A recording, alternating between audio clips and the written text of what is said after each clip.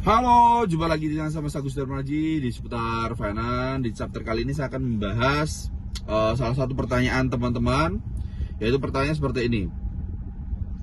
Kenapa mobil yang masih kredit, asuransinya susah diklaim? Nah, pertanyaan seperti itu.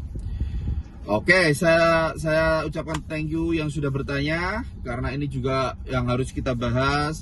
Ya, buat teman-teman juga ini minimal dengar ini sekali seumur hidup, karena siapa tahu kendaraan panjenengan atau kendaraan Anda itu punya asuransi juga, seperti itu ya.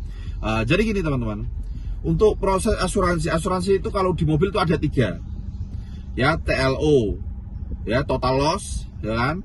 Terus satu lagi kombinasi, artinya sebagian itu diasuransikan, sebagian tidak. Itu lebih ke arah jangka panjangnya, jangka waktunya. Terus yang terakhir ini adalah all risk, alias semua resiko akan ditanggung oleh pihak perusahaan asuransi jika terjadi dengan mobil yang kita masih pegang nih. Oke, jadi 3 itu ya. Nah, terus bagaimana? Kadang kita kok susah banget untuk klaim. Oke, untuk klaim memang tidak semuanya mudah.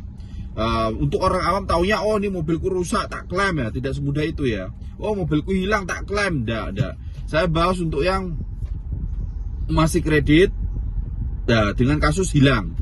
Nah, hilangnya ini tuh karena ada beberapa yang harus panjenengan pahami. Yang pertama, hilangnya karena kalian dipinjamkan ke temenmu, akhirnya dibulapin terus hilang. Itu udah bisa diproses. Itu pasti ditolak, asuransi pasti ditolak. Ya. Karena kalian yang menyerahkan kuncinya. Beda cerita kalau itu mobil kamu parkir di parkiran mana, depan rumah, hilang. Ya, ini bisa diganti. Ya, ini is okay, ini bisa diklaim. Saya pastikan ini bisa diklaim. Oke, satu. Terus untuk klaim all risk itu ya misalkan kecelakaan, hilang nyawa, lecet, ya itu semua bisa diklaim. Artinya apa? Semua all risk kan all semua. Ya itu semua bisa diklaim. Ya, saya pastikan semua diklaim. Nah, tapi beda kalau yang kombinasi. Nah, ada yang namanya kredit itu kan ada jangka panjang kan, ada setahun, ada 3 tahun, ada 5 tahun, kan seperti itu kan. Nah, bagaimana kalau asuransinya itu asuransi kombinasi?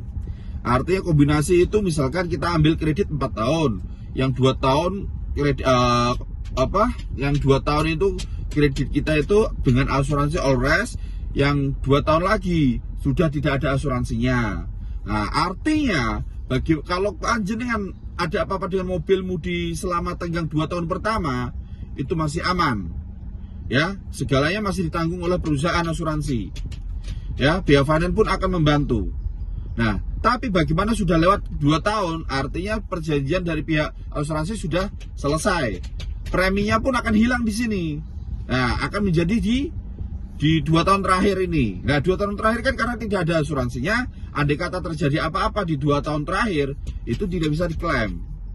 Nah, mungkin yang ini yang harus kalian pahami. Makanya di saat panjenengan melakukan akad kredit, tanyakan dulu asuransinya apa, asuransinya kelengkapannya apa aja. Kalian harus tahu itu semua. Ya, makanya banyak yang tanya soal ini kok nggak bisa diklaim nih, kenapa? Gitu, seperti itu. Nah, khususnya untuk motor ya, motor jarang banget, apalagi diganti unit baru itu jarang.